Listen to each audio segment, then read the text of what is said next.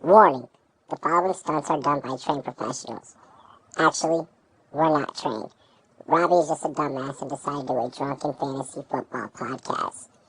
The thoughts, opinions, and takes are ours and ours only. It is not our fault if you lose in fantasy football or sports gambling.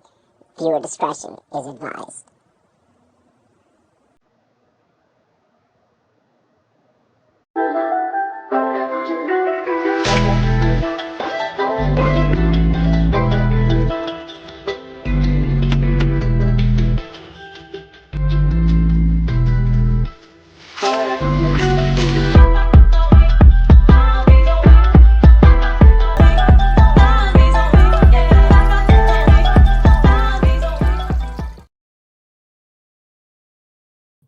What's good, ladies and gentlemen? Welcome to the one and only Rumboyz After Dark, our very last show here in this version of Rumboyz Studios.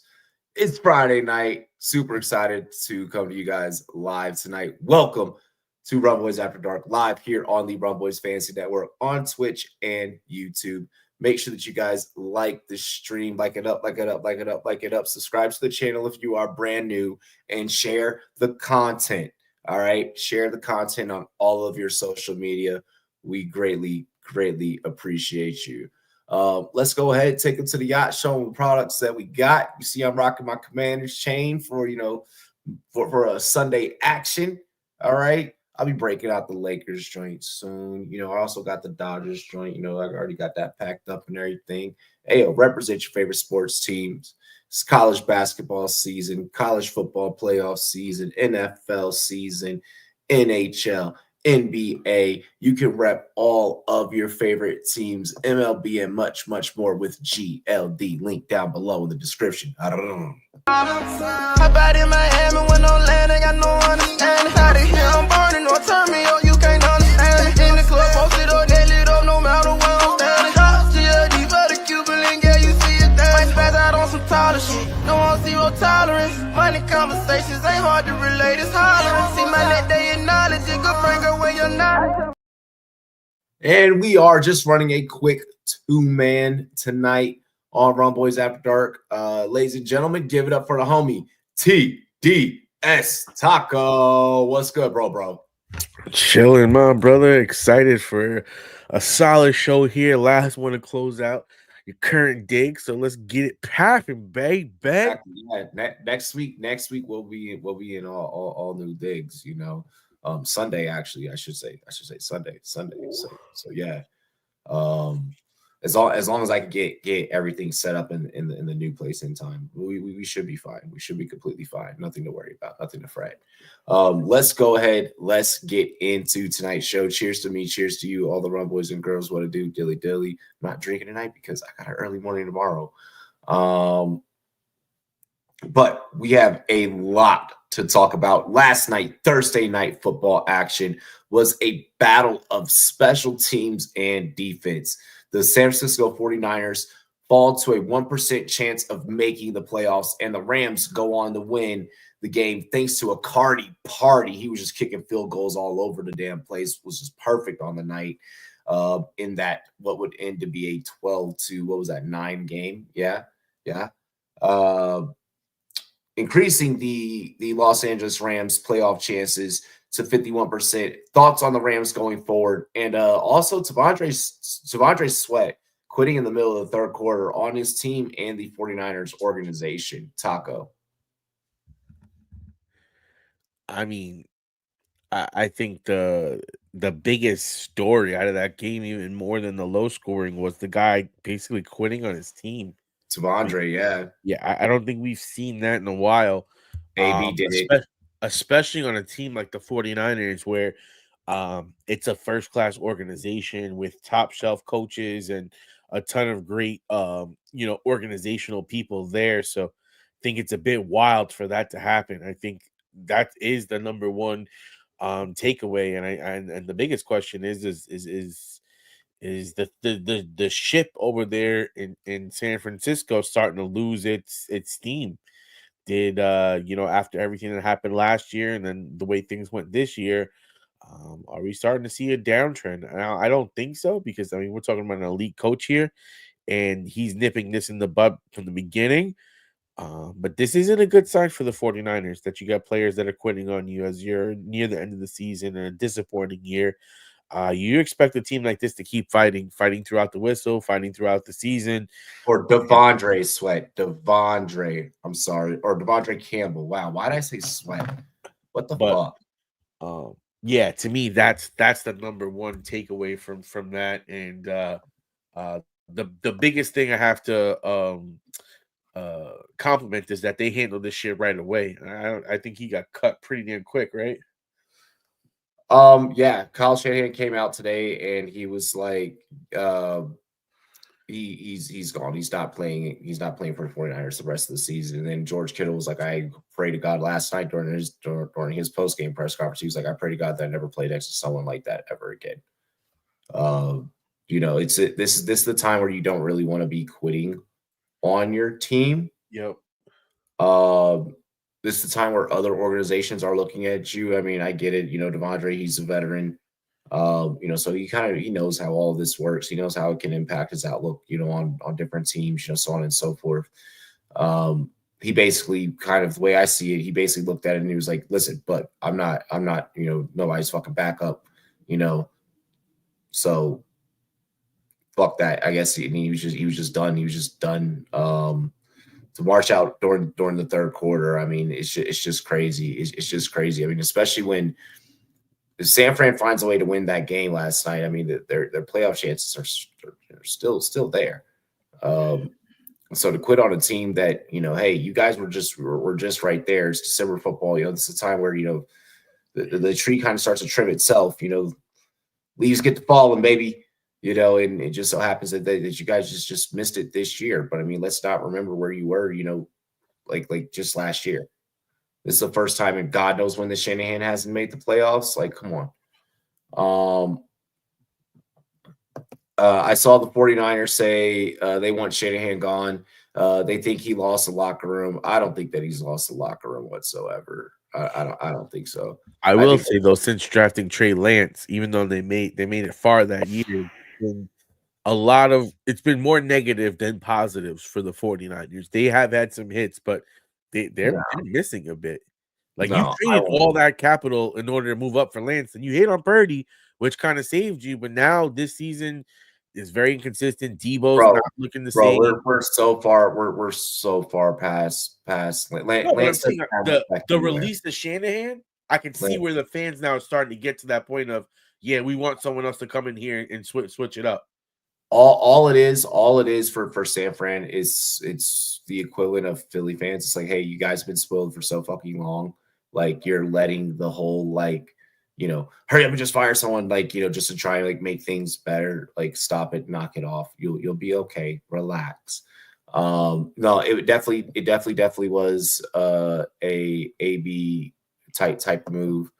Lee said Ricky Pearsall got shot and still playing. Tre'Davious Ward lost his daughter and came back and is playing. Trent Williams lost his son and he's trying hard to come back from injury. Meanwhile, Devondre Campbell quit because he wasn't happy. A better linebacker was playing ahead of him. Yep, Sorsen. No shit. Dre Greenlaw plays ahead of you. Oh yeah, it was Greenlaw. No, it was Greenlaw. I'm sorry, it was Greenlaw. This guy just tore his Achilles. Exactly. That was it. And then all of a sudden, you plug and play him right back in. No, it's not the same. Like, the 49ers would be stupid as fuck to entertain any fan talk of fire Shanahan or release Shanahan, just because as soon as you let that guy go, he's the hottest coach. Like, you don't want him coaching any other team. Like, you don't want to coach against him. As a Giants fan, I think the 49ers should fire him. You guys have an amazing coach in Dable. I would still take the upgrade. Yeah. But what I'm trying to say is that's how how, at least personally, I view Shanahan. The second he would hit the market, bye Dable. I'm going to get me Shanahan. But see, that's also very, very, very much the fan perspective. It's like, oh, this is going to fix this thing without thinking about all the things that need to be fixed. Like, because like I've lived a lifetime of like seeing it. It's like, oh shit, like we fixed like everything that needed to be fixed, and now these are the outcomes that are possible. Like there's a lot that needs to be fixed. But no, like San Fran, you guys will be okay. Devondre Campbell, you're an asshat for doing that to your team, and bailing on your team. I do want to touch on the 49ers because, or I mean, on the Los Angeles Rams. Shout out to McVay, great win. Coaching battle. Kind of figured heading into last night's game that it was going to come down to a coaching battle, which usually makes for defensive games. I think that it was going to be absolutely touchdownless. No, I did not think that. Fred Warner came alive second half, fucking crazy. It was a Cardi party all over the fucking field. Puka Nacua, he was pretty much the only viable fantasy asset. Both quarterbacks in fantasy shit the fucking bed, especially Purdy throwing that interception late in the game. Deebo Samuel, my fucking God, that was awful. That was awful. First, they started off trying to use Deebo as a fucking halfback. And then finally, when they chose to start using him as a receiver, he drops the most important pass of the game with the game on the line. Kittle, dog, obviously. 49ers just really when it came down to it is the injury bug. The injury bug hit that organization and it never left. And sometimes that happens to teams. It's okay as a team and as an organization to sit back and be like, hey, boys, that one happened. It is what it is. It's good. Like it's okay. Especially when you just went to a fucking Super Bowl. You went all the way through the fucking postseason, which is like playing a whole nother fucking season. Because it's a whole different style of football. Like, it's okay to be like, hey, do I think that the 49ers Super Bowl window is closed? Absolutely not. Do I think that this team could easily come back and dominate the NFC West come 2025? Absolutely. But as for the Rams, the team is streaky. I don't know how deep into the offs they can go. They're too streaky to me to say that they can make it to New Orleans.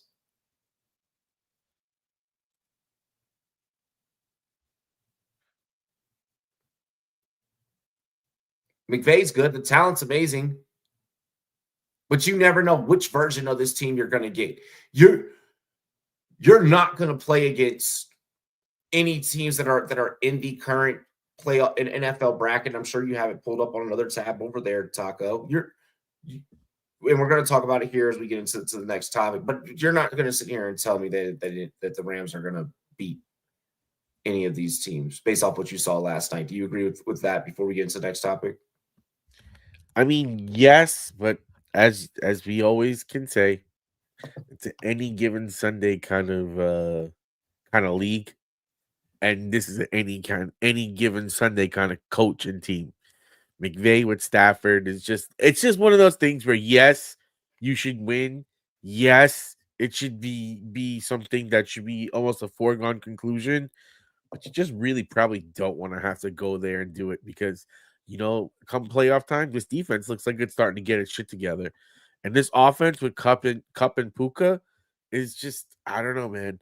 I understand everything that you're saying, but way they're trending now, like, I don't know, man. I think I would rather face the Commanders than I'd face the Rams right now just because of this momentum that the Rams have. And teams like the Packers and the Bucks, I just, like, if I was to face the Bucks or the Rams, with the way things are right now, I think I'd rather face the Bucks. But especially with Bucky having the injuries, like, you don't really know at the running back if they're going to have that horse. They have so much depth back there that it's too fucking nasty how they can interchange backs. And I mean, the 3 seed is the Seahawks. Well, hold on, we're not there yet. I'm just saying for the Rams. I mean, they're the outside looking in, but they are one loss behind the Seahawks. Well, let's go ahead. NFL playoffs are shaping up, which means there's going to be some big games this weekend. Let's start things off in the NFC, shall we? Yeah. Like discussed, the Rams, they did their job last night, moving up to an AC bubble team. While currently 7 seed Washington has a favorable matchup against a very banged up Saints team. They're starting Jake Hayner. Yeah. And well, the 9 seed bubble Falcons, they face the Raiders, which is a pretty favorable matchup because Desmond Ridder is going to be playing. Right? So that really, in terms of the conference, that really turns its focus on the 6 seed Packers, who travel to the 3 seed Seahawks. How does this conference shape up following Sunday night?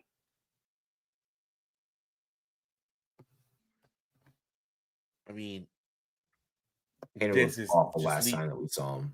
This leads into kind of what I was alluding to earlier. The Rams ain't out this division. Like, if the Seahawks lose this game, they would have the same record as the Rams. And then next week, well, let's see. I want to look at what the next week, because I'm almost positive that the Seahawks and the Rams have a matchup left. Am I mistaken in that? Let me see here really quick. Yes, the final game of the season for the Seahawks and the Rams is versus each other. This is setting up to be some interesting TV. But okay, you got the something. Seahawks and Packers, the Seahawks and Vikings, and then the Seahawks and Bears. The Seahawks right now are going to have to get their shit together, or they're going to be out the playoffs because they're facing a bunch of the teams that are in the playoffs on this run. And then if we take a quick look at the Rams schedule, let's just pull this up. Rams schedule. Oh my God, the Rams get the Jets next. They get the Cardinals and then the Seahawks. Man, listen, this could be the trend up for the Rams to win this division. I ain't even bullshitting because that game versus the Jets, and then you have the last game where you could play versus the Seahawks, and you're considering that the Seahawks have a tough road ahead. I think the Rams might end up winning this division, man. Okay. So you're saying that when you look at the NFC, you say that the Rams, because realistically, the only way that it could work, I guess not the only way that it could work, because there's, you got to do your whole Doctor Strange thing and check out everything in all the different multiverses to dig what I'm saying. Uh-huh. So you're saying that your path is Seahawks lose, Packers, Vikings, beat Bears, and then they would have to face the Rams in week 18, which by that time it could be too late because the Rams just beat the Niners. Let's face it, the Rams will beat the Jets. Mm-hmm. The Cardinals are basically out of it at this point. They have an 8% chance to make the playoffs. Should the Cardinals beat New England this week, they would get an 11% chance. If they lose, 2% chance. Let's say the Cardinals beats New England, they get an 11% bump. Okay, so you're saying you're really, really riding on the fact that the Rams pretty damn much win out. Are you saying that the Rams win out? Well, because look at it like this. What I'm saying here is Seahawks lose this week, which puts their record even. Next week versus the Vikings, I don't think they win, and I think the Rams beat the Jets, which puts you with a 1-game lead, which pretty much means that final game of the season, because they might both Cardinals game's another game the Rams could win, but I think that you could probably see a Seahawk victory in that week. So then again, it's still a 1-game victory, a 1-game lead. So I think you're probably looking at the final week of the season, Rams with a 1-game lead on the division. playing the Seahawks for essentially the division. I don't know how the tiebreakers work and who won the first game. That might be Seattle saving grace, where if they won the first game, you come and you sweep them, and then you get the tiebreaker for the division. I think Seattle loses this week. Yep. I think Seattle loses this week, loses next week. They beat the Bears. Yep. I think by the time that they have to face the Rams, is potentially too late. I do want to just check one more thing. I think if so long as they beat the Bears and they lose this week, it should be a 1-game difference between the Rams and the Seahawks going into the matchup. Because right now the Rams are half a game behind, so the loss would only make them even. So this The week's Cardinals loss play only makes Cardinals them even. play New England this week. I think they beat New England. I think Carolina could play spoiler and bounce Arizona to where it won't matter what the Rams do against Arizona. I think the Rams beat Arizona either way, no matter what Arizona's looking at, in terms of playoff picture. Arizona will beat San Fran that final week. It won't matter. So when I take a look at this,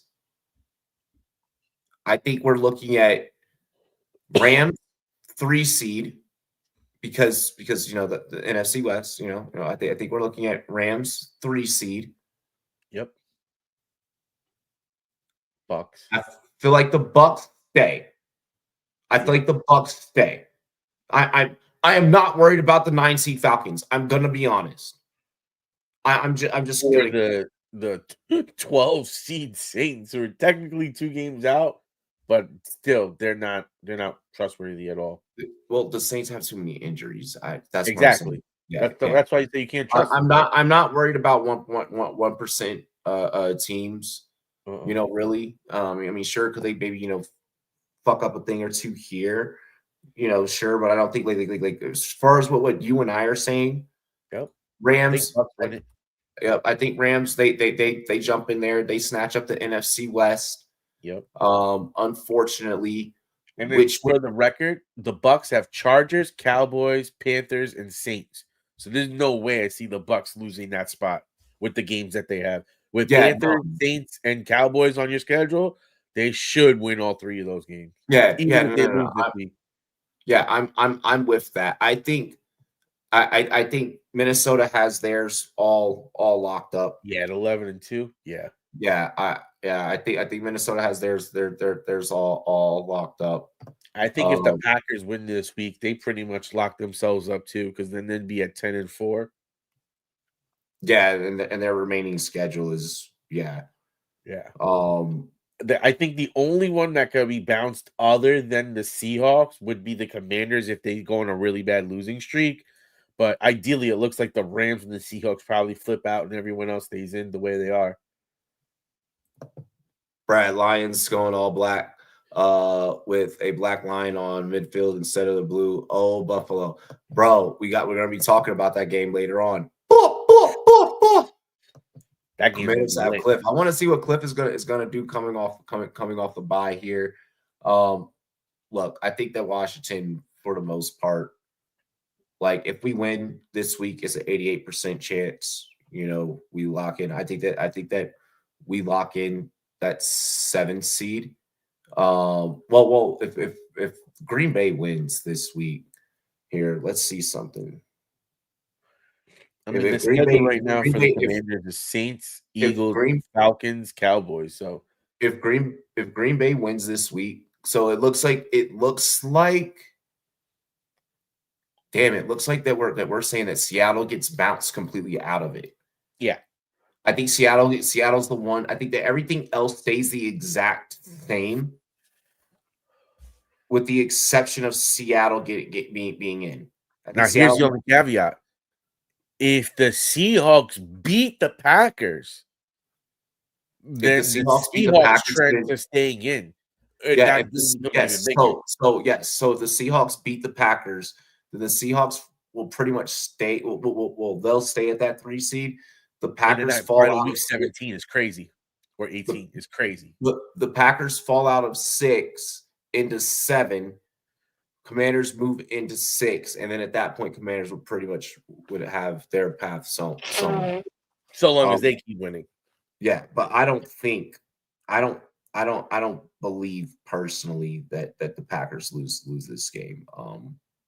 I mean, it should be interesting. There's supposed to be no Walker, but I need me some JSN magic, so I'm not going to speak on anything other than like I need some offense. You can pick a winner of the game without like there can be offense in the game. I know what you mean, but I do have a soft spot for the Seattle team, and I do think that they've had a lot of injuries, man. And every time I try to ride with them, they prove me wrong. So I'm not trying to go too far on a limb with these boys, but I'm interested to see how they play the Packers because they've held their weight in a couple of big games. Packers. See, here's the thing. This is a must-win for the Packers because then they get the Saints, which was pretty much a gimme for them. But then they have the Vikings. I love Aiden. I don't have a soft spot for that bum Gino. Man, he's been making some plays this year. Just because he's been making some plays, like we're talking playoffs, bro. We're talking about playoffs. Yeah, I want to see them healthy in the playoffs. They have weapons between DK, Walker, Chardonnay, JSN. They got weapons. I want to see them unlocked. Would you be entertained if they made it to the Super Bowl? If they're making it to the Super Bowl, it's because they're playing good. So yeah. That's not true. We have had some pretty fucking boring teams. I mean, the Bears have made it to the Super Bowl with Rex Grossman at quarterback. So, like that's exactly what the example that I was about to go to. Like, so I'm just saying, like let's be realistic. Like, let's. I think Gino's better than Rex, but yes, I like they would have to win some fucking games because you're gonna be going on some fucking crazy games that you're gonna have ahead of you. Like, yeah, you could beat the Bucks. Yeah, like the Packers and all right, I'm gonna keep it real. I feel like the Packers. Seahawks Lions was a good game. Seahawks Lions wasn't bad. Gino rose the occasion for that. That's what I'm saying, bro. Here's the thing with Seattle. Oh my god, he could be the reverse. They are too streaky of a team, in my opinion.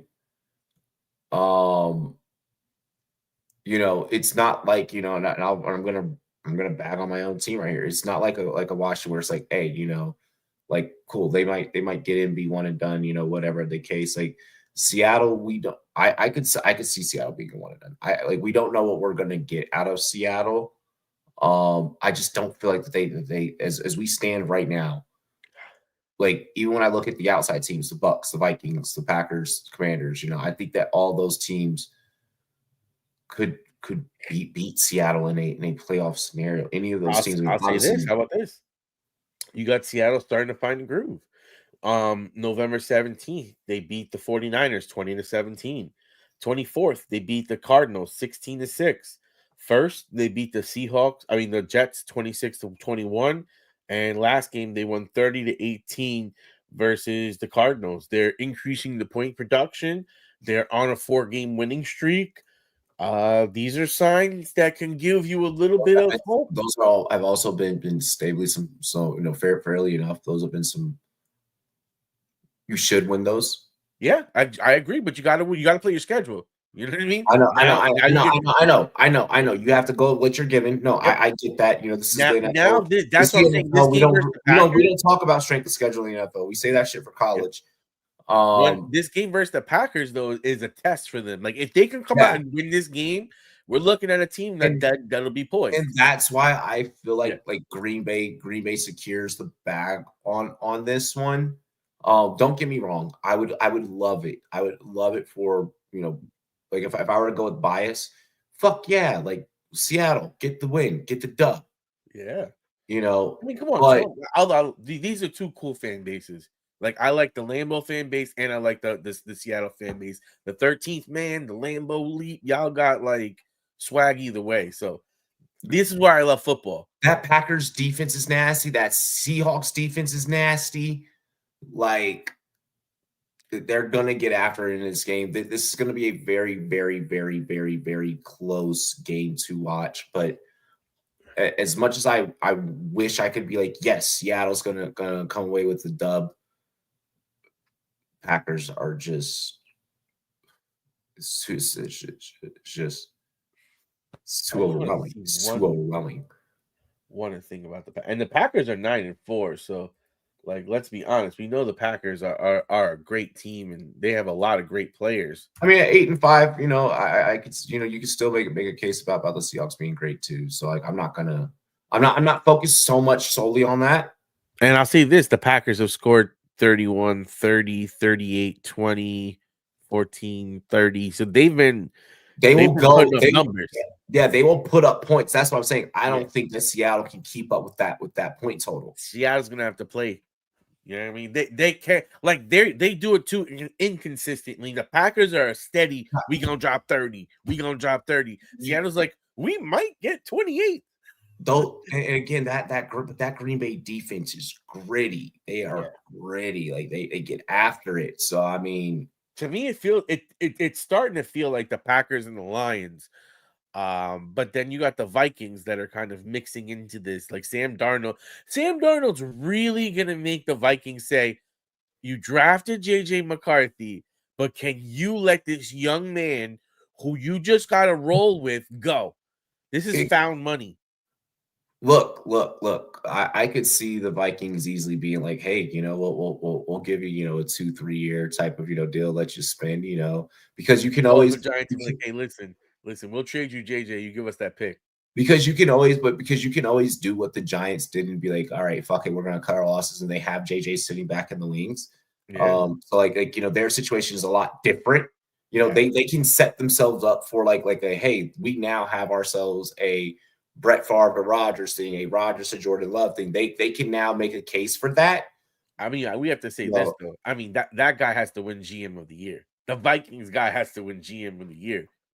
Look, I'm not gonna say that because I mean, look at what Adam Peters has done. But I mean, sure, like you know,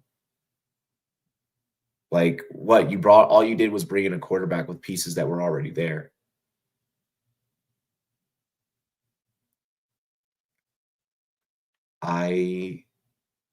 Did Taco freeze?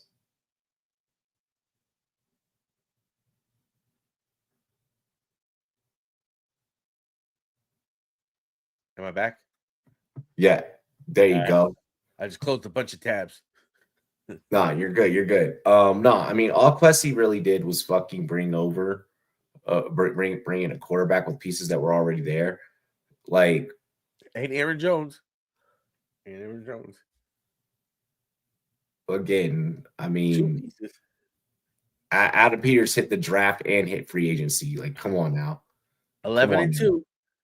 Come on now. 11-2. Hey, it's nice. It's a cool story, bro. Hey, I have no problems with the brother man winning GM of the year. But no, brother. yeah, that's lit. Even more. You know, I'm gonna say this. Well, I'll save it for later. But my guy But yeah, no. So okay, we're both on that Green Bay pack. Let's go ahead. Let's jump over to the AFC. Colts on the bubble, 8 seed, looking to get in, needing a win over the 7 seed Broncos in the box state here at Mile High. Meanwhile, in the same conference, Miami Dolphins, 9 seed bubble team, they'll visit the current 3 seed Texans to try and increase their odds of getting into this thing. Thoughts on these games and how they shape up? And these ones, just like how we talk about Seahawks Packers, this one has some heavy fantasy implications in it as well. These sets of games. We can start. Let's start with Colts Broncos. Okay. Anthony Richardson's kind of been getting it together. Bo Nix is, making a case for Rookie of the Year. What are your thoughts? I mean, I think just even based on the schedule right now, ay Dios mío, the Broncos need this game. So when we If the look at it right Broncos win, now, they get a 90% chance of getting into the playoffs. yep. So they have a 2-game lead over the Colts, right? But the Colts' remaining games are the Chargers, the Bengals, and the fucking Chiefs. Those are your last 3 games. So if you have a Colts are 2-game fucked. lead and then you win this game, that's a 3-game lead with these 3 games, and you have the tiebreaker, you pretty much guarantee that you're in. However, if you lose this game to the Colts this week, now it's a 1-game lead, and guess who the Colts' remaining schedule is? The Titans, the Giants, and the Jaguars. You know what that means to me? This game is for the playoffs. The Colts win this game, and they have a legit shot to get their ass in playoffs. Like, for real. Like, the Chiefs Colts are legitimately playing for their lives this week. Yeah. So here's the thing. This is like a playoff game. Here's the thing. If the Colts lose, 7% chance. If they win, 54% chance. If Denver loses, 48% chance still. If they win, 90% chance is all sewn up. And pretty much it doesn't fucking matter what happens the rest of the way for them. You know, Yep. At that point, it's just, you know, at least win one more game and you're in. You know, doesn't matter which one, just win one more, right? So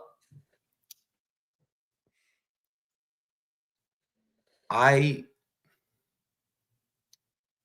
can respect the bounce back of Anthony Richardson. I would love to sit back and be like, "Do you believe in magic?" This isn't the one for me. Like it just isn't. Like they gotta come here and play. And it's gonna be decent out Sunday here. Like my man Anthony Richardson gonna come out booming that T.I. Rubber Band Man. You ain't know me, homie. He gonna be like, I am who I said I am. Bo Nix, let's go. Here's my thing. You got a quarterback in Bo Nix who can pass and run. Oh, what are you trying to say? Anthony Richardson, not that great with his arm, and his receivers, not that great with their hands against that defense as well. Like in order for this to work out for the Colts, their receivers who probably have the most drops out of any fucking receiving core in the league, their receivers literally are going to have to hang on to the ball. And against that fucking secondary, it doesn't bode well. Broncos allow the fewest points per game. This is a fucking fact. Yeah, well, I mean, they did play the Jets. I think they gave like 3 points that game or some shit. Like they've had some shitty teams that they put some big donuts on. And let's face it, any given Sunday, and the Colts are starting to get hot. The question is, can their run game also show up to alleviate some of that pressure on him throwing the ball? Like, is Jonathan Taylor done, or like dog? I'm gonna be honest. Like currently, they have a 25% chance. Like even if they win, even at a 54% chance, I still don't like. I'm still not buying it. Well, the rest of their schedule, they should win the next 3 games. Like that, I don't think is that hard. They have the Jets. They have Okay. So let's look. Should the Colts lose, do they still even go out and win those next 3? Yeah. But then it won't matter though, because exactly that's what I'm saying. Like I don't trust this team, even in a do or die situation. And I think we're going to learn that Sunday. Give me the Broncos. Give me the Broncos by fucking 10. How about this? The Colts right now currently have a 25% chance to make it, but if they win, they get a 54% chance. Like, holy shit! You've recited what I've said for the last damn fucking 2 minutes. Yeah, but what I'm just saying is but if they lose, they go down to 7, and they're pretty much done. Exactly, that's what I'm saying. The biggest team that's rooting for them right now is the fucking Dolphins. Is the Dolphins. We're going to switch over to that side. because So this game right there is big pick the for Colts them. Broncos. First pick the Colts Broncos. Yeah, for the Colts Broncos, I'm gonna take the Broncos just because of the defense. Okay. All right. Moving on to the Dolphins versus Houston. This game is super, super interesting. Now, to quote you, the Dolphins are getting hot right now. The Texans lately have been playing streaky. If the Texans lose, 92% chance to still make the playoffs. Okay, fine. Currently 96% chance that they win, 99%. At the end of the day, they're still fucking safe. All right. Who do you have though? Like what are your thought processes on this game? I mean, I think this ties back into what I was saying. Like, this game between the Colts and the Broncos is so fucking important too for these Dolphins, because when you look at the strength of the schedule for them, they end with the 49ers, the Browns, and the Jets. So they could win out. Like, this is a game where, especially with this remaining schedule for the Chiefs, for the Broncos, you probably need to get at least 2 losses here. And if you can get this one, that's a big one. So I think right now you gotta ride with the Dolphins. I think they are hitting their stride. I think this is a team that was underperforming early, and it is finally showing you who they actually are. I think that the Dolphins will probably win this game, just based on the fact of, I feel like Tua's momentum is really rising, and I do think that he is. As much as we want to talk about the concussions and the overpaying and underpaying, he is a baller. He does show up when it counts. And I do think that he's going to have a big game and carry this Dolphins team over the Texans, and then have a nice little press conference afterwards, because he has a nice little repertoire. Like, I was watching him when he was doing his last press conference with the security that he just had. He is, like, in the face of adversity, he maintains a cool demeanor. And I think once we get into these playoff situations, that's going to be a big thing for him. He's coming back from this concussion stuff. I'm starting to feel a little Tua time. And I really do hope that the Broncos lose to give the Dolphins a better shot to make it. I mean, here's what I'm looking at. All right. And so first, I am going to agree with you. I'm just going to lead off my take with, I am picking the Miami Dolphins in this particular game.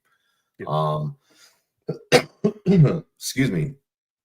We get to see what the Texans are made of following, the dirty hit. So they're going to be without, a key player in Shahir on the defensive side.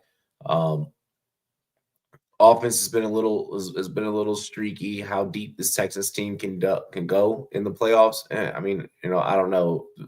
The teams all around them are scary. The AFC as a whole is a fucking wagon, which is why I kind of waited for us to kind of get into talking about the AFC. For the most part, I wholeheartedly believe that we could be staring down the barrel of that bracket on that side of the AFC things, looking exactly the way that it is. Things really do hinge on the game that we were talking about previously, Broncos, Colts. I do believe that the Broncos win. If not, then if you're Miami, you're praying that something happens this week between Chargers, Buccaneers, where Buccaneers just come out and do their damn thing against the Chargers. So if you're Miami right now, you need the win. You need the win Sunday. I think that this is a team that you can beat. This is a test for you moving forward for the rest of the season, and getting you into the playoffs. This is the key, so to speak, to getting you into the playoffs. If you don't beat this Houston Texans team, there's no way, there's no shot, there's no how. If there is any Cinderella story, it is the Miami Dolphins, the way they've kind of began to turn the corner. So I want to see them. I want to see them beat Houston. I want to see what kind of happens there. Let's make this thing a little bit interesting. Let's make this thing a little bit interesting. Who's Tyreek? I know he suddenly has decided to pop out and show. Like, what's going on?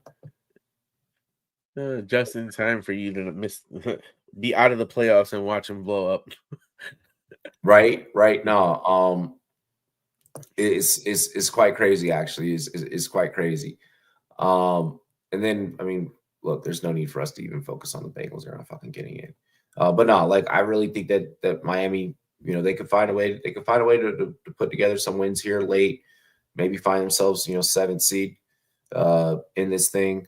Maybe Broncos could find a way to move up into that 6. Chargers maybe fall out, but for the most part, I'm going to be honest. Even if the Chargers win this week, it's only a 29% chance that they get in. I think that we're looking at the AFC staying the AFC for the rest of the way in terms of that top 7. Yeah, I maybe the seeding will switch up a little bit because like we just said, like with some of these games where if whatchamacallit loses teams will take teams. I feel like after this week, teams will start taking having players rest up the next couple of weeks, and that's where like you mentioned, seeding will begin to cannibalize itself within that top 7. Actually, I'm gonna make a bold take. I'm actually gonna step out on a limb for once. Well, not for once, but for this one. I think the Dolphins will make the playoffs, and they will take the Broncos spot. Because logically speaking, that's probably the one that's gonna go out. They're 2 games back, so it is kind of hard. And they really do need a loss this week from the Colts. I mean, from the Broncos. But I think with the remaining schedule that the Broncos have, I think the Dolphins. I don't think the Broncos lose, bro. I'm gonna be honest. I mean, this game is huge, absolutely. But then they still have games versus the Chargers, the Bengals, and okay. What quarterback? What quarterback do you trust more, AR or Bo? I agree with you, but I didn't. Who do you trust more? I mean, I'm trusting Bo right now. All right, so you're picking the Broncos to win. Let's keep it going. No need to try and just don't try and clip farm, bro. But the Dolphins will still have a shot. If they win, they will still be 2 games back with the 3 games remaining being very difficult for the Broncos, still giving the Dolphins a shot, even if there's a win between the Colts and the Broncos. Mathematically, the Dolphins are still alive. They have to win this week versus the Houston team, and they need to maintain a winning edge. Miami sits the rest of the season as an 8 seed. What do you think the Broncos' remaining record is in the last 3 games of the season versus the Bengals, the Chiefs, and the Chargers? I think the Broncos beat the Bengals. I think they'll beat the Bengals. By the time they face the Chiefs are probably powering down, resting up. So there's a chance that they could split with the Chiefs. Chargers probably beat the Broncos because Broncos begin resting up. So I mean, in that scenario, you do have the Dolphins probably at the 8 seed, 1 game behind the Broncos. I think 100% Miami ends as an 8 seed this season best. I mean, it's a 2-game cushion that the Chiefs have on the Bills because the Bills have the tiebreaker. So what is the Chiefs schedule? Bills need to beat Detroit this week in order for them to take the one. Cleveland needs to beat the Chiefs this week. Well, it's an interesting schedule for the Chiefs too. They have the Browns this week, Texans next week, and the Steelers the following week. And then everything now is for the AFC. All it is really just a conversation of seeding. Yeah, that's it. About bye as well, because there's only 1 bye now, right? Yeah, only that's what I'm saying. That's what I'm saying. Yeah. All you're thinking about for the AFC is seeding. I think that the 7 that we have remains this way. And I think that the only conversation that needs to be had is, okay, so now how do they fall? And I think the best way to answer that is we just watch and we just, we're gonna revisit this next week. We're gonna kind of touch on it next week, and we're gonna touch on it a little bit on our podcast Tuesday. Actually, that's pretty cool. It's Steelers and Chiefs on Christmas Day. I know. We're gonna look. We got an episode before we. Absolutely. Yeah. I mean, Let's go ahead. Let's get into halftime, and then we'll be right back to talk about the rest of the league and shit that's going on in football. We'll be right back after these messages.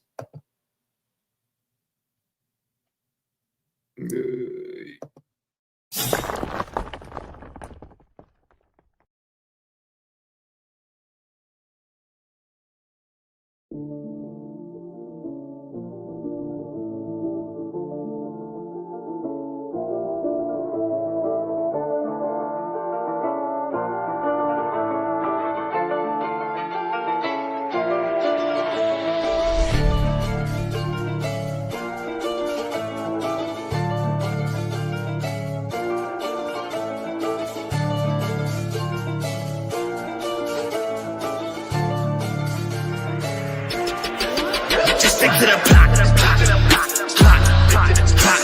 Hey, stick to the plot. Hey, stick to the plot. Hey, stick to the script. Sometimes you get what you get, so don't try to go and chase shit. Just stick to the plot. Hey, stick to the plot. Hey, stick to the plot. Hey, stick to the script. Sometimes you get what you get, so don't try to go and chase shit. See, life's kinda funny. You stick to the road to the riches and hope you don't crash like some dummy. To get to this money, you cut every piece of the pie to find out you sliced into an onion. Now let's change the subject. These niggas who think they got something, but actually they end up with nothing. It's getting disgusting. I'm tired of the fucking assumptions. I'm about to blow up like a Russian, so stick to the plan. When you lose it, gotta get it again. Keep it moving, never stick in the sand. Even with tired, like Michelin man, shit, I know I'm the man, so I don't give a damn about opinions. I'm racking up millions, you stacking up pennies. She throwing it back in the back of the venue. Now we taking off in her man and his feelings. Now back to the business. Back to the lab with my niggas. Actually back doing laps in the trenches. It's my second home. I ain't have to go visit. I stay resident, embedded to live in the life of a nigga. By day we just niggas. At night we the victim. The life of go get 'em, so I'ma go get it. I stick to my plan and I stay on my mission. Hey, stick to the plot.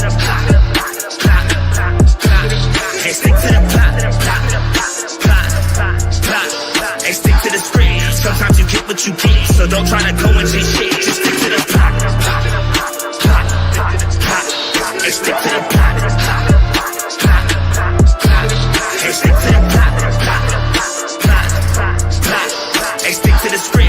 Sometimes you get what you get, so don't try to go and chase shit. So this is my message. Sometimes you just living in life, be an actor. Don't try to direct it. Now let's change directions. It's like that we live full of lessons. Don't count chickens, start counting blessings before they go missing. I promise you, I'm on a mission. I want something, I'ma go get it. No hidden intentions. I open my eyes, saw my vision. Now everyone see that I'm gifted. I'm rapping like Christmas. You niggas just under a tree. I'm smoking it, not metaphorically. I'm smoking no tree. No one's smoking on me. So when I say you're under it, no, that means me. I'm a poet MC and I'm living my dream. Hoping that hopefully you see the hope in me. And if you don't fuck it, cause I'm all I need. Keep my ear to the game and my mind to the streets. I'm a beast. Stick to the plan. Stick to the number one mission at hand. Stay true to yourself and give your life meaning. And fuck their opinions, they won't understand. To get to the top, gotta give all you got. Only getting one shot, so give up or not until your heart stops. Gotta stick to the plot. Hey, stick to the plot. Hey, stick to the plot. Hey, stick to the script. Sometimes you get what you get, so don't try to go and chase shit. Just stick to the plot. Hey, stick to the plot. Hey, stick to the plot.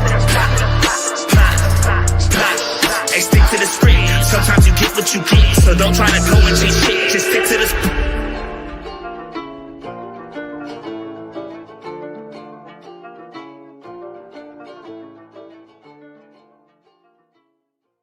Hop out in Miami when no land, ain't got no understanding. How to hear I'm burning, or turn me on, you can't understand it. In the club, posted up, they lit up, no matter where I'm standing. Drop GLD for the Cuban link, yeah, you see it there. Might spaz out on some taller shit, no on zero tolerance. Money conversations ain't hard to relate, it's hollering. See my net, they acknowledge it, go bring her where you're not.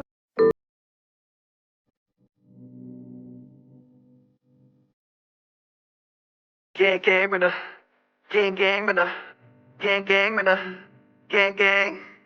Gang, and the cash in. We had to scribbling racks out. I made a name for rapping. Turn this bitch to a cash cow. I take a drink while you whacking. Fuck the bitch, she tap out. Bad bitch, ass out. Cash in, cash out. Gang, and the cash in. We had to scribbling racks out. I made a name for rapping. Turn this bitch to a cash cow. I take a drink while you whacking. Fuck the bitch, she tap out. Bad bitch, ass out. Cash in, cash out. Gang, and the cash in. Brought the success on a fast route. You don't really want to whack shit. I blow this bitch when I back out. I came to get rich with half clout. I lit the city in a blackout. I lit the shit that I rap out. Get pistol whipped if you act out. That's how it go. I seen this shit happen. You don't want smoke, keep this shit rapping. Oh, they got jokes, let's use laughing. I came with a pole, that bitch get to dance and whoa. I woke them up, cause they been asleep. I roll around like the Genevieves. My whole squad like the Den of Thieves.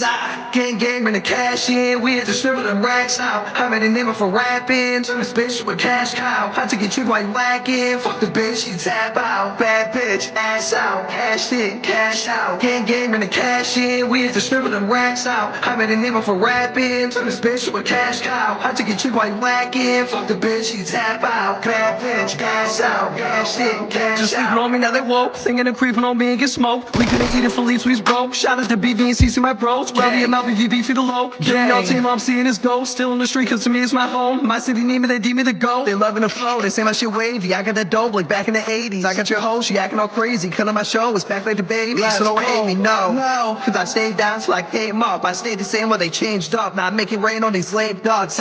Gang, and the cash in. We had to scribbling racks out. I made a name for rapping. Turn this bitch to a cash cow. I take a drink while you whacking. Fuck the bitch, she tap out. Bad bitch, ass out. Cash in, cash out. Gang, and the cash in. We had to scribbling racks out. I made a name for rapping. Turn this bitch to a cash cow. I take a drink while you whacking. Fuck the bitch, she tap out. Bad bitch, ass out. Cash in, cash out.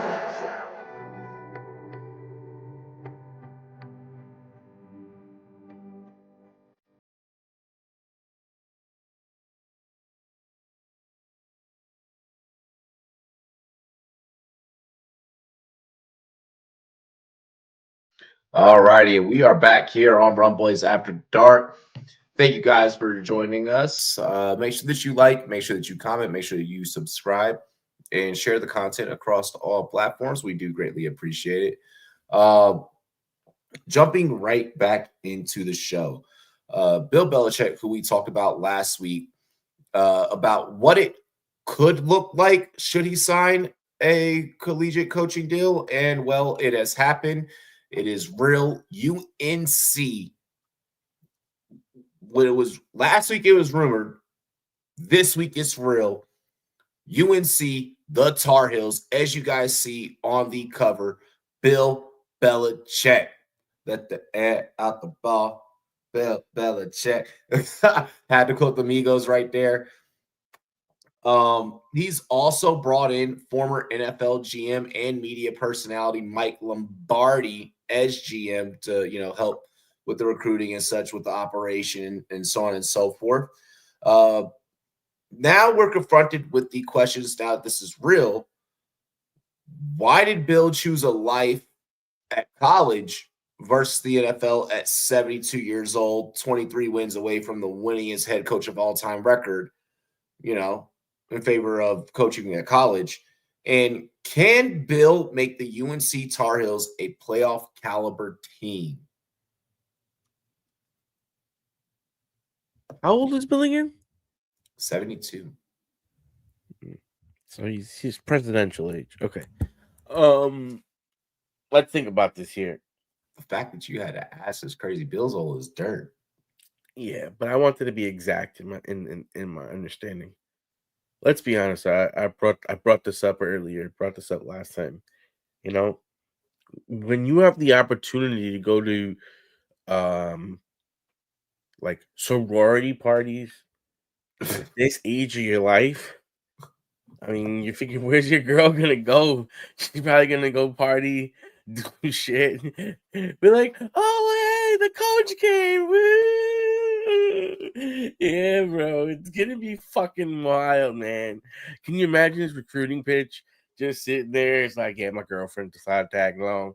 How you boss doing? Like, you know what I mean? It's just gonna be amazing. Like, Bill Belichick is gonna be like fucking like something like in Blue Mountain State. You're gonna be looking at this man like, dear God, what is going on here, man? I can see many ways how this is very beneficial. You don't have the pressures of an NFL team, but you go hit that dorm room up and say, "Hey, sweetie, how was class?" I mean, how old is she? She probably gonna go back for a degree or something. Bro, look. Massage tables courtesy of Robert Kraft.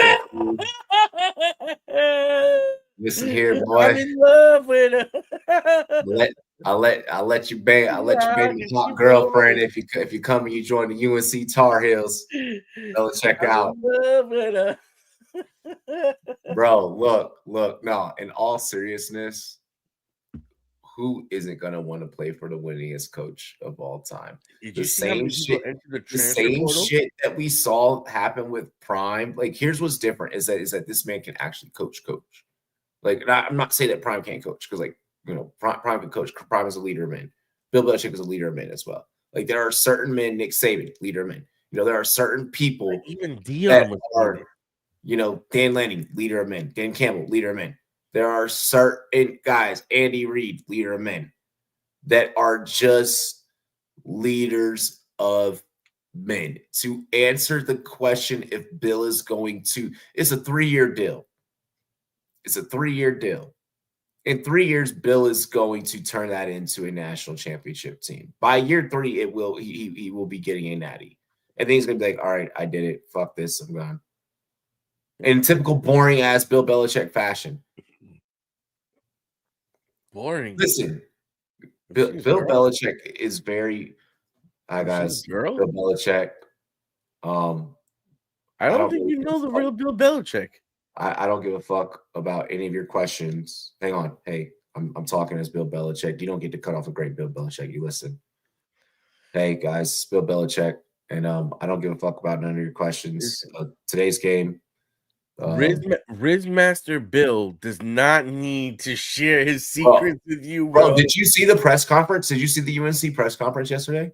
I don't have to, bro. He's already tapped back in. Like the Bill. So like Gator and I, we were talking about this last night. And I do wish he was able to join us tonight. Gator and I, we touched on this a little bit last night. If you watch the press conference and the way that he handled the press conference, he tapped right back into that old Bill. It's the fact that he did it like it's like bro, you just night and day. Like, I just saw you last week on the Pat McAfee show, Kiki and Ha-Han, you know, but like even then you could start seeing him during that interview on the Pat McAfee show, like last week. I was like, you gotta start seeing him sway in and out of that character. And then that presser hit yesterday, and it was like, oh shit, he's back. And I straight up, like as a football fan and as someone that has watched this game so closely, when I watched that press conference, I got chills. I was like, fuck, I remember that. Yes, we're making jokes now. Me, I'm a college football fan. You know, for me, I'm not going to be making jokes probably this time next year when UNC has every fucking recruit and they're just barely outside the college football playoff bubble. And I'm like, fuck, they didn't get it this year, but goddamn. Shit, he still has 2 more years on his deal. Oh my gosh. You know, they say like a lot of people entered like that. Well, not they say, but they say the transfer portal was going to be his number one weapon coming into this because there'd be a lot of people that want to go into a program and kind of get ready for the NFL. But one thing I noticed the other day is like I feel like right after Bill announced, I feel like everyone and their mother was entering the portal. It's like all I saw is this guy's entering the transfer portal, this guy's entering the portal. Oh. So I think that's going to be the most interesting part about this. And I love that he's coming into the college football when they're introducing this larger playoff format. So it's not going to have to be as long for him to get into the playoffs, where it's like, you're not a top 4 yet. It's going to take you 3 years to get there. This, I think, opens it up for him for a better possibility to get in sooner. Like, bro, you remember Schoolhouse Rock? Yeah. when we get off, not loud. Turn the volume down, just enough so you can hear it. Go lock, because I'm saying this because you have kids. Close the door, because the song is catchy. All right, like when the kids wake up tomorrow, you'll be able to play it for them, and you'll be like, this is shit that I used to listen to when I was a kid, like because the Schoolhouse Rock style, like animated and everything. And just look up college football playoff theme song. Oh, and really? bro, it's Schoolhouse Rock animated. It's like a Schoolhouse Rock length shot, like animated production. And it's like, it's got like the tune and everything. Like, this is how we select college football playoff. Like, it's like, bro, the first time that you watch, it's like, you guys spent $1 million on this. But then the second time, you're like, oh shit, wait, it's kind of catchy. And then like you hear it again, and you're like, you Schoolhouse rocked me, you fuckers. I tell you, man, we need more of that in today's society. We need more things like that. But everything is so gated that it's weird. Bro, look, just like I say, like, bro, go check it out. But like, no, to your point, yes, the college football playoff does extend it. It extends it to more schools. I'm fucking happy. It's lit. It's fucking dope. Bill Belichick, congratulations. Congratulations, my guy. Congratulations. Much deserved. Tar Heels, look the fuck out. Let's go back into the NFL. Let's jump back into the NFL. We're going to keep talking about playoffs. We're going to keep talking about playoffs because we're getting down to the needle here, boys. We're getting down to the needle here. Battle of Pennsylvania, Steelers versus the Philadelphia Eagles. Pittsburgh Steelers versus the Philadelphia Eagles. This is probably what every resident in the state of PA's futures Super Bowl bet slip looks like, okay? All right. For shits and giggles, for everyone that lives in Pennsylvania, we're going to take your funny bone, all right? We're going to go ahead and say, this Sunday, you get a preview of what a Pennsylvania's Super Bowl could look like if both teams made it to the big dance. Who do you have in this one and why?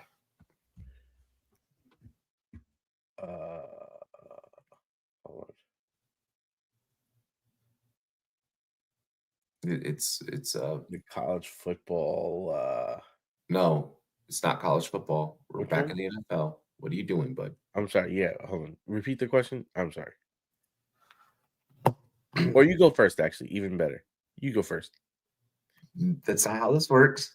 Right. The host can't answer his own fucking question. Got it. Battle of Pennsylvania, Steelers versus Eagles. Oh, this is probably what every resident in Pennsylvania's future Super Bowl bet slip looks like. Lucky for them and football fans alike, we get a preview of just what it could look like if these two teams made it to the big dance. Who do you have this weekend and why?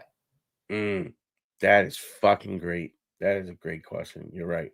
And I'm personally, I am biased on the fact that I like both Saquon and Russell Wilson, and I've been rooting for them all year. So I kind of want both of them to win. But if it comes down to it, I trust Mike Tomlin. That is a bad man. He gets the job fucking done. We've talked about him year in, year out as being one of the best coaches in the game. He's a future Hall of Famer, and Sirianni can't hold his motherfucking jockstrap. So my man is going to drop it on the table like, and just fucking make him hold it. So that's what's exactly going to happen right this week. The Steelers are going to be ready. That defense is going to show up, and Russell Wilson is going to throw 2 tutties on these bad boys, and they're going to win this game at least probably, I say, 21 to like 18 kind of shit by 3 points, fucking walk-off field goal, walk-off touchdown, some shit like that. So if I were to go bias, I'd be right along with you, right? I'd be like, yeah, fuck Philly. I can't do that because realistically, Pittsburgh has no George Pickens this weekend. And that is a serious, not to say that Russell Wilson can't go out there and get it done with Calvin Austin and the boys. I mean, he definitely can. I mean, and we've seen him go out there and show improvement with lesser weapons, but not having George Pickens is so serious. I mean, and yes, you got the white corners back there, Blankenship and what's your name? Oh my gosh, Cooper DeJean. Cooper obviously having the better season than Blankenship, but and then you brought up Saquon. Saquon is just so crazy.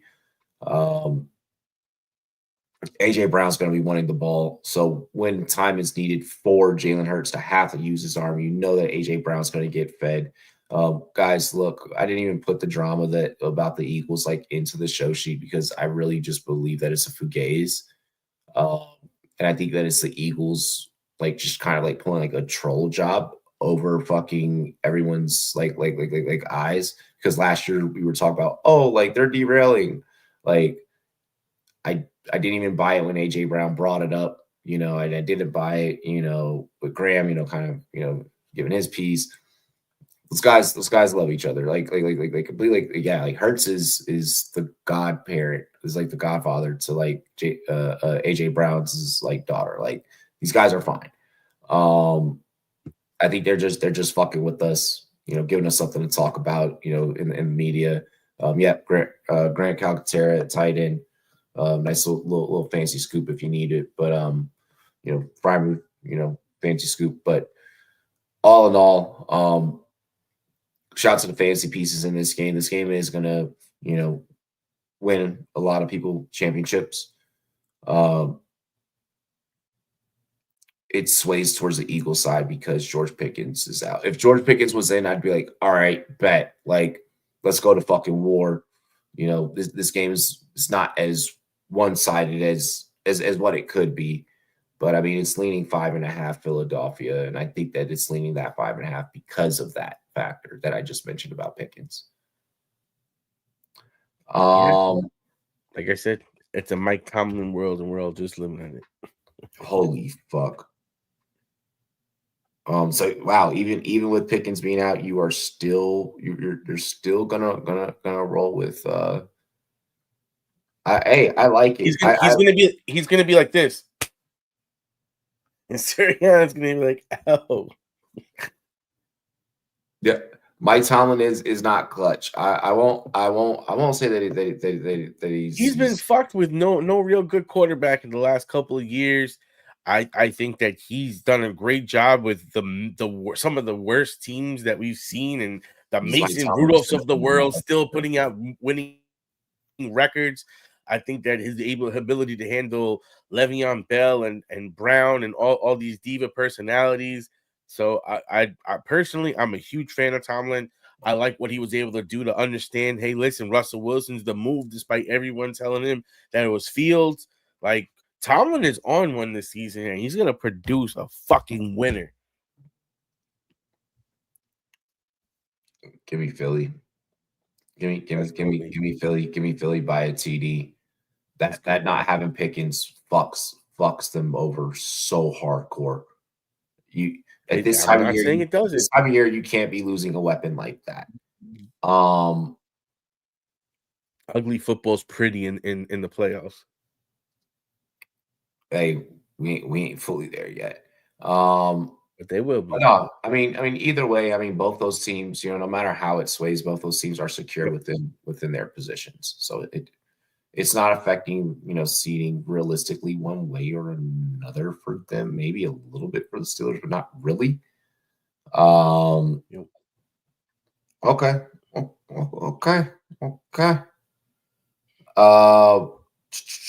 Speaking of Super Bowl potential, Super Bowl potential matchups. Let's go ahead. Let's round out here with the Bills versus Lions clash of two different conferences. All right. With this one, I mean, kind of similar to the last one. We had clash two different conferences, but that was interstate. This one, a lot of people talking about this game this week. Two very, very high scoring teams. Unfortunately, someone in this game has to lose. Give me your outcome and why. 10-3 Bills, 12-1 Lions. Bills taking the visit. Well, By the way, Milano is back this week. Milano is back this week on that defensive side. So for the Bills. Bill Nye the Science Guy. Man, the Bills since the end of October, 31 versus the Seahawks, 30 versus the Dolphins, 30 versus the Colts, 30 versus the Chiefs, 35 versus the 49ers, then 42 versus the Rams last week. Josh Allen is fucking on one right now. I don't give a fuck what the Lions going to do. He's going to win this game this week. He knows his team needs this win. He knows that if he wants a shot, and he has a shot to get this bye, because the Chiefs schedule is not that easy. They do have a couple of harder matchups. You want to make sure that those guys are playing throughout and they don't have a chance to, like what Robbie said, take that final week of the season off and rest guys because they know they have things locked up. You need you need them to be able to keep playing. You need them to put their guys out there. You need them to risk the quote unquote all the things that go along with being in the game and being in a competitive matchup, because let's face it, you have lost so many times when you've been so good. And now you need to ride that momentum into the playoffs. And Josh Allen, he's writing his MVP story. And on an MVP story, you need another time where David comes and beats Goliath. And this is a matchup where the 12-1 Lions are more than likely the projected favorites. More than likely, everyone is going to tell you about all the weapons and the great defense that this Lions team has. They're going to ridicule the defense that the Bills have, and they're going to say that they don't have those capabilities. And Josh Allen is going to step onto that field and say, I am the difference in this game. I am an MVP. I am a fantasy number 1 QB, and he's going to win some motherfucking weeks this week, and let's get it done, Joshy baby. And they're going to win on the back, on the arm, and the legs of the MVP of football, Josh Allen. I mean, I tell you what, like Leafs, brought up, Josh Allen had 6 TDs and they still lost. Where's the defense? Bro became the favorite for MVP in a loss. DeMar Hamlin, yes, his estimated return date back to the lineup is December 15th, along with Taylor Rapp.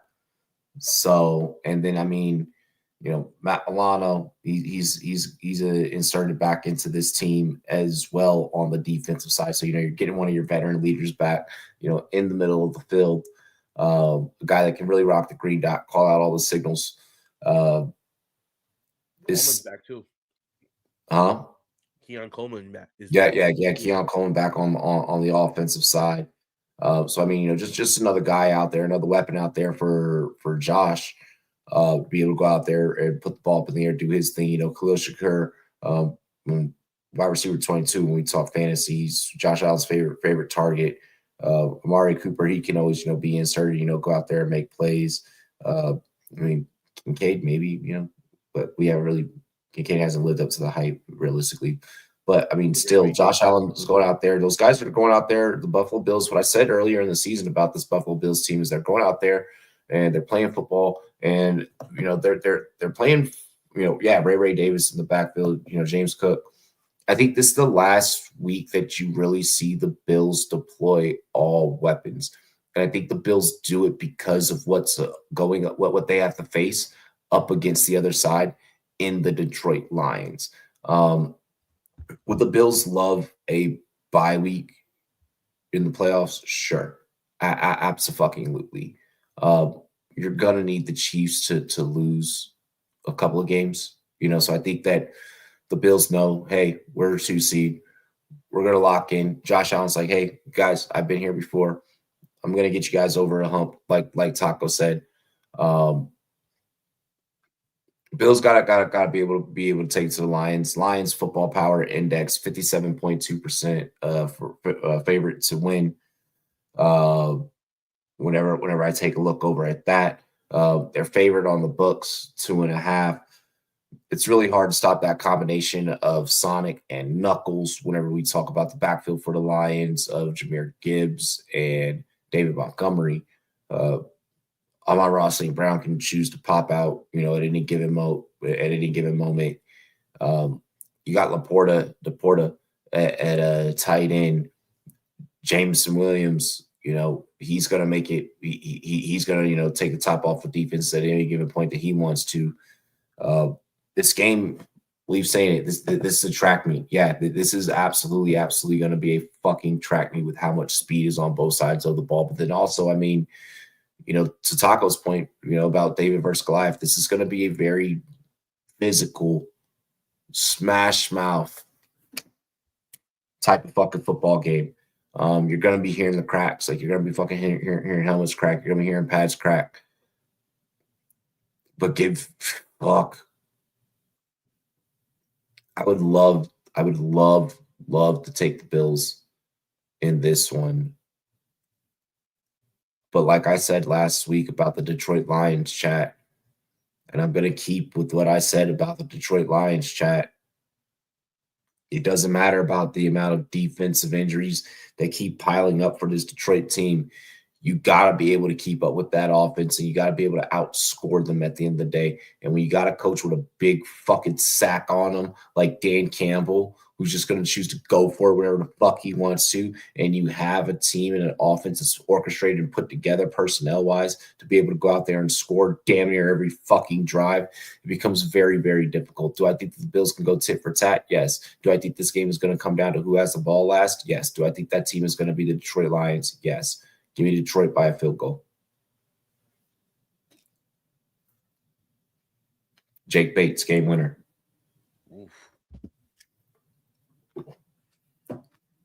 If the Bills knock off the Lions, I mean, not knock off the Lions, because the Lions would still maintain that number one spot. But the Bills beat the Lions, that would be fucking crazy. It would be insane because now you got to start having the conversation of, well, what happens if Mahomes and Josh meet again? Like, hell, there's a conversation that we didn't really get to have too much tonight, but I mean, what if Cleveland marches into the KC, and serves Patrick Mahomes and L. Winston has been playing lights out, or I'm sorry, we'll hope they are hosting KC. I mean, but what if that happens like this week? KC can very well fall to 12-2 with Buffalo having a shot should they beat the Lions, so long as KC maybe gets one or two more losses after this Sunday. But Buffalo could jump up to 1 seed, and Buffalo needs 1 seed.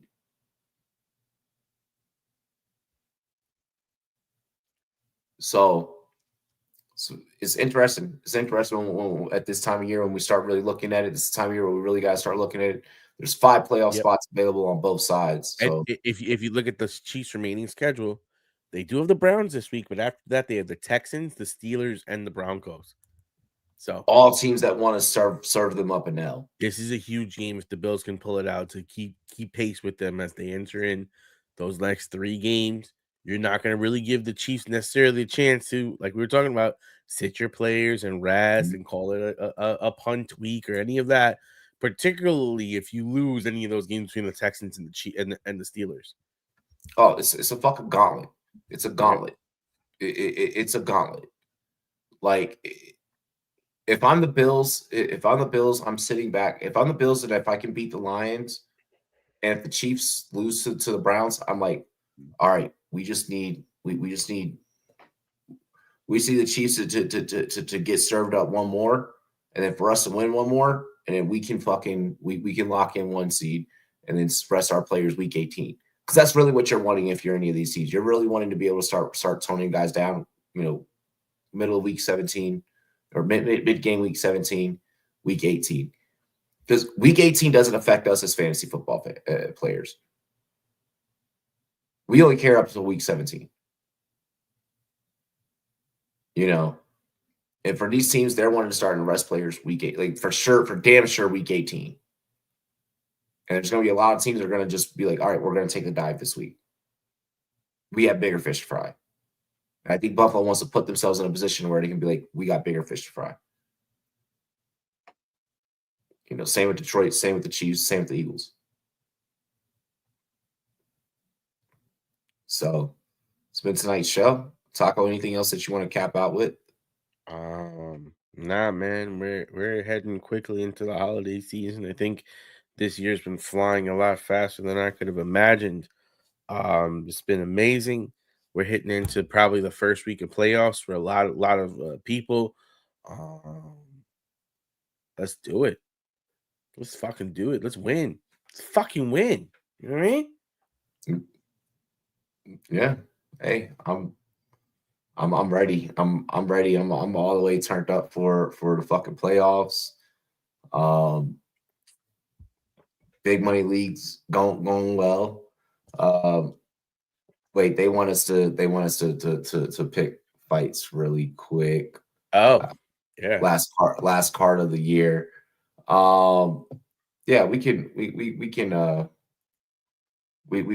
run that. I'm not gonna lie. I fell asleep during the whole last pay-per-view. I felt bad, man. Holy I fuck. wanted to see that one. Right. Fell asleep. Well, yeah, for the I really only used to put the lay in, bitch. I'm dead. I really only care about Covington getting his ass knocked out. Oh my god, he's on a fight night? That's hilarious. Yeah, I have Buckley. Give me Buckley. Oh, I want that Buckley so bad. Damn, give me Quantanillo. Then Cape Petrino. Give me the favorites on that one. I hate Colby Covington, so me too. You're never gonna hear me pick Colby Covington. Like, I don't know why you guys wanted me to even review that. You knew that there was no way that I was gonna pick Covington. It is. No. It's a big fight night because of, you know, who's fighting at the top of it. Yeah, exactly. Exactly. Hopefully I get done moving in enough time so I can be able to fucking watch that fight. Moving shouldn't take me too long. I got a 15-foot truck to pack like my whole room, so I should be good. Should be solid. Jesus. How long is that gonna take you? With me and my homies, an hour. An hour loading and an hour unloading. Oh, so actually, no, maybe like 30 minutes loading, 30 minutes unloading. So like probably like an hour. Like then you count driving over to the new place. Like probably like 2 hours tops. 2 hours tops. Not bad at all. Yeah, no, it ain't gonna be too bad. How far away is it? My new place, like 20 minutes. Oh yeah, so you figure 20 minutes plus. I'll be back over on the west side of town. I'll be over on the side of town that I used to live on before I moved over here. But yeah, I'll be moving over with my podcast co-host Danny that I do Colorado Chaos with. I'll crash with him for a month, and then my new apartment opens up in January. So I'm moving twice. That's pretty cool though, at least. Yeah.